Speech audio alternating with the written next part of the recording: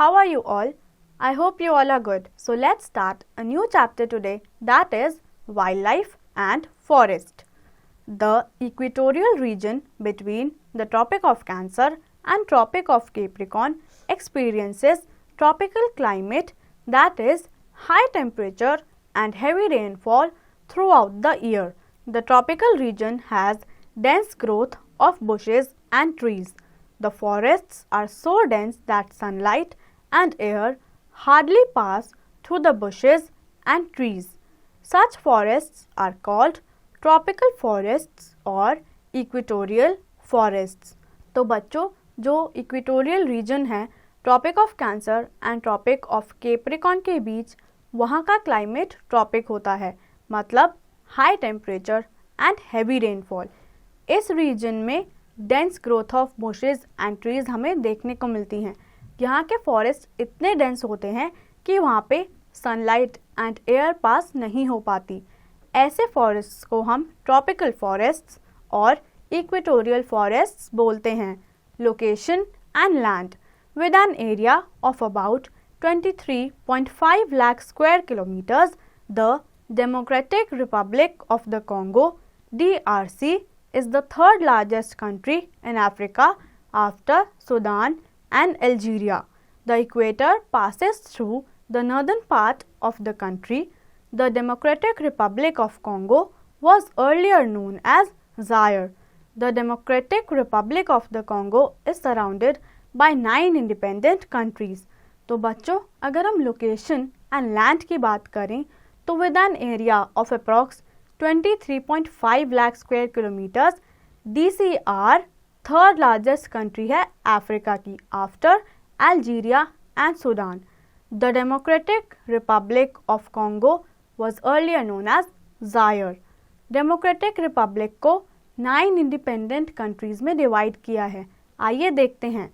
The name of these countries are: to the north lies the Central African Republic and Sudan, to the east lies Uganda, Rwanda, Burundi and Tanzania, to the south lies Zambia and Angola, to the west lies the Republic of Congo.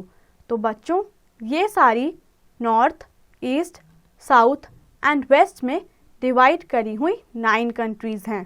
The Democratic Republic of the Congo lies in the heart of the Congo River Basin. This river basin is a vast, low-lying area surrounded by mountains and plateaus. The Ruwenzori Mountains are towards the northeast. Mount Margarita, 5,119 meters, is the highest peak in these mountains. तो बच्चों, अगर हम बात करें DRC की, तो वो लाई करता है कॉन्गो रिवर बेसिन में. ये river basin low lying area से सराउंडेड है by mountains and plateaus. River Congo is the second longest river in Africa after the Nile. It is popularly known as highway of central Africa. The country has 4 major lakes. They are Albert, Edward, Kivu and Tanganyika. These lakes lie along the eastern boundary of the country.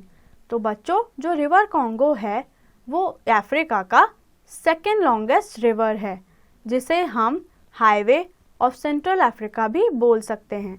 इस country के 4 major lakes हैं, जो कि हैं Albert, Edward, Kivu and तंगन्यिका, और इनकी boundaries east direction में country से कनेक्टेड हैं. Climate and vegetation. As the Democratic Republic of Congo is located near the equator, the climate of this region is hot and wet all over the year. There is hardly any seasonal variation in the climate of this region. The temperature during the day is between 30 to 35 degrees Celsius. It rains almost every day in the afternoons. The humidity is very high because moisture evaporates from the rivers, ponds, plants and forms clouds. These clouds rise slowly in the evening. Rainfall occurs along with thunderstorm. तो बच्चों अगर हम climate and vegetation की बात करें तो यहाँ का क्लाइमेट ज़्यादातर हॉट एंड वेट ही रहता है. क्लाइमेट इस रीजन का ज़्यादा वेरी नहीं करता. Temperature usually 30 to 35 degree Celsius के बीच में ही रहता है. ये एरिया बहुत ह्यूमिड होता है क्योंकि यहाँ पे मोस्टली हर आफ्टरनून बारिश होती ही है. The Democratic Republic of Congo, अगर आप इमेज में देखेंगे तो हमें डेमोक्रेटिक रिपब्लिक ऑफ कॉन्गो दिखाई हुई है. Due to hot wet climate throughout the year, this region is covered with dense forests. The trees are so close to one another that they make a canopy at the top which prevents sunlight from reaching the ground. Due to this, the forest is very dark inside. This is why sometimes this region is also called the heart of darkness. तो बच्चों यहाँ के hot and wet climate की वजह से ये area dense forest से covered रहता है एंड इसी वजह से यहाँ पे सनलाइट नहीं आ पाती और यहाँ पे हमेशा ज़्यादातर अंधेरा ही रहता है.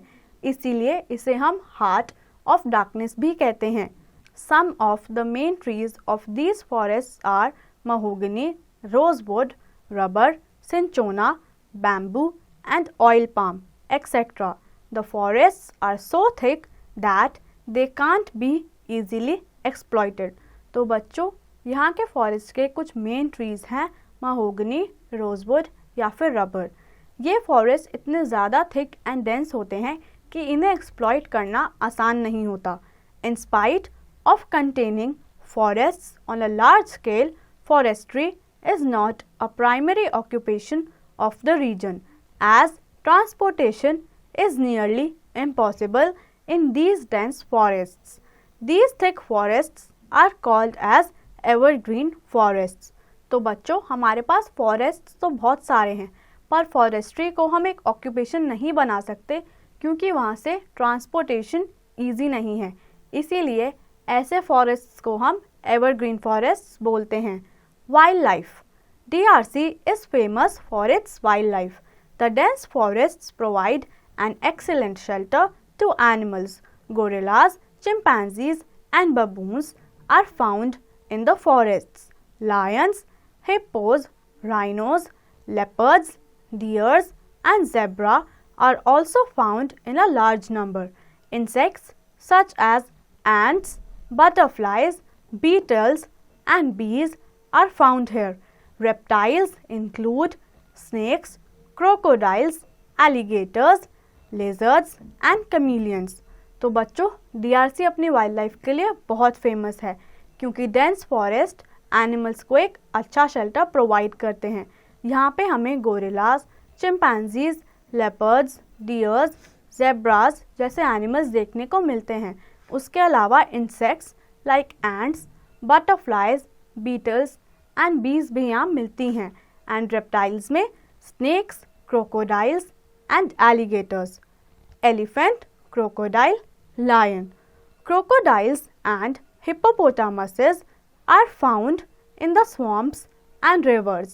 The okapi, a rare kind of giraffe, and Congo peacocks are found only in DRC. The forests are famous for many kinds of colorful birds as well.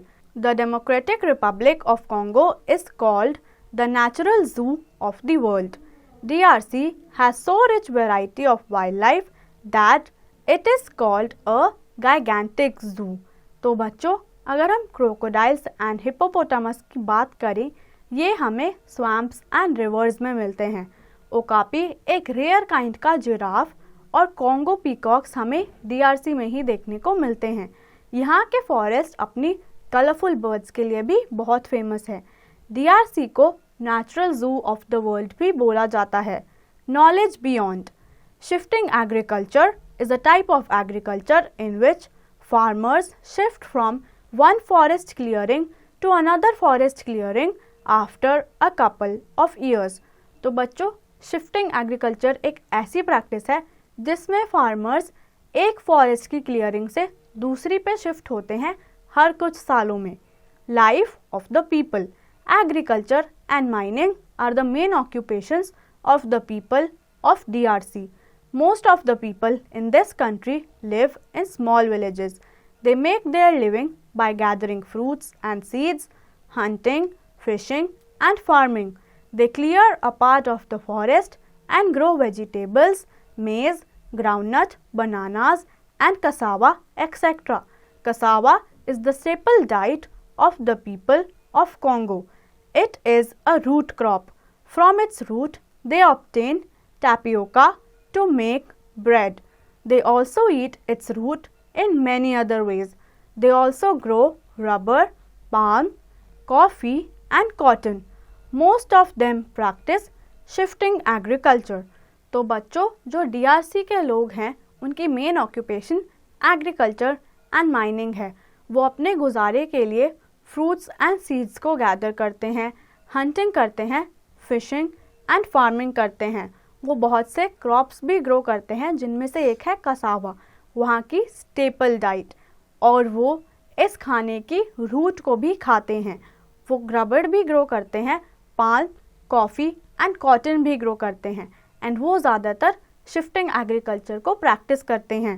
पिग्मीज are a primitive tribe who are the original inhabitants of the Congo region. They live in the equatorial forests of Ituri in the northwest. They are short-statured, only about 1.5 meters tall. Their main occupations are hunting, gathering, and fishing.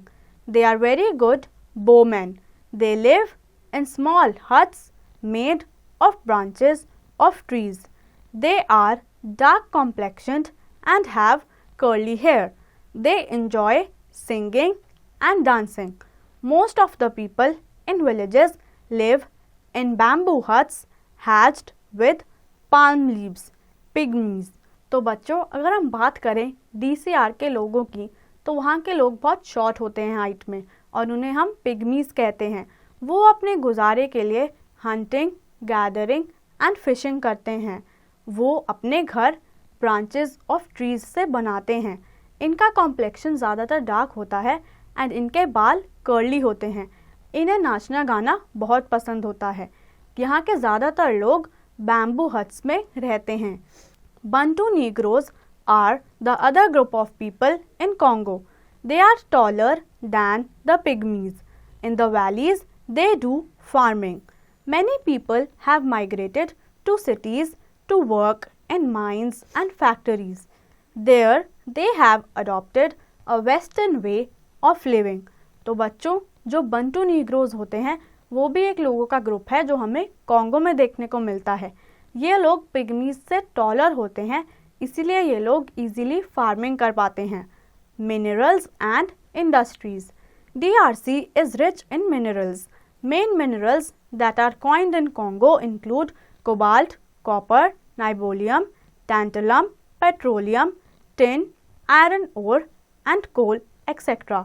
Katanga province of Congo has rich deposits of gold, copper, diamonds, tin, manganese, and uranium. A few industries such as textiles, chemicals, cement, paper, soap, and tobacco etc. are set up in the cities. तो बच्चों, अगर हम DRC के minerals की बात करें तो ये मिनरल्स में बहुत ज़्यादा रिच हैं, जैसे कि copper, niobium, petroleum, tin and iron ore में. इसके अलावा उनके पास gold, copper, diamond, tin and manganese के भी रिच डिपॉजिट्स हैं. यहाँ पे कुछ industries textile, chemicals, cement, paper, soap and tobacco की देखने को भी मिल सकती हैं. Mining in the DRC. बच्चों, यदि आप पिक्चर में देखेंगे तो यहाँ पे DRC के लोगों को माइनिंग करते हुए दिखाया गया है. About 30% of the total population live in towns and cities. Kinshasa is the capital and the largest city. Other big cities are Kananga, Kisangani and Matadi. Matadi is the most important port. Lubumbashi is the main city in the mineral-rich region. There is a big difference in the life of people living in cities and towns and the people living in the villages. Most of the village people wear their traditional dresses and colorful masks. They are very fond of dancing and singing. Their ways of living are primitive, but in the towns and cities, people lead a modern life. तो बच्चों अगर हम बात करें वहाँ की 30% population towns and cities में रहती है और वहाँ पे जो लोग सिटीज़ एंड टाउन्स में रहते हैं और जो लोग विलेजेस में रहते हैं उनमें बहुत ज़्यादा डिफरेंस होता है. जैसे कि जो विलेज के लोग होते हैं वो ट्रेडिशनल ड्रेसेस पहनते हैं और उन्हें डांसिंग एंड सिंगिंग का बहुत शौक होता है. उनका लाइफस्टाइल बहुत प्रिमिटिव होता है. पर टाउन्स एंड सिटीज़ में लोग एक मॉडर्न लाइफ जीते हैं. There are now many schools and colleges in Congo. Many areas are connected by roads and railways. Water transport is very popular in rivers and lakes.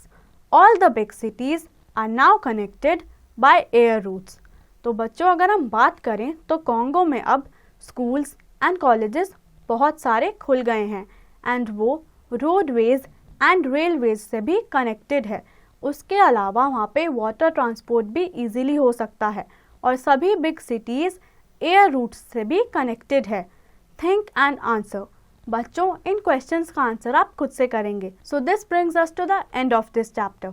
I hope आप सभी को ये chapter अच्छे से समझ आया होगा और आप इसके एक्सरसाइज की प्रैक्टिस खुद से करेंगे.